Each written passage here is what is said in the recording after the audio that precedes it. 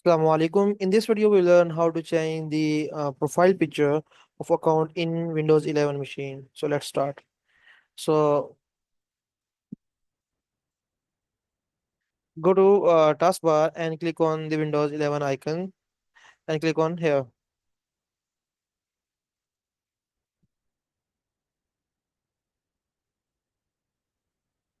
Go to settings and from here, and from here click on accounts. Scroll down and you have to click here on your profile, your info. So we have two options here. Uh, One, we can take a photo with our camera of the laptop or device, and the second one is choose a file. So I'll use the second one. Okay, and I'll go to the desktop and format pictures, and from here I'll select one of them.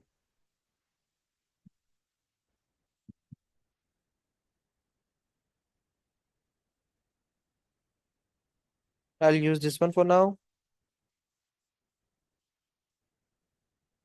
So you can see the picture is updated from here, and whenever we log out and back, we'll see the picture we have used here. So good luck, guys. If you have any curious question, feel free to comment below, subscribe the channel, like the video.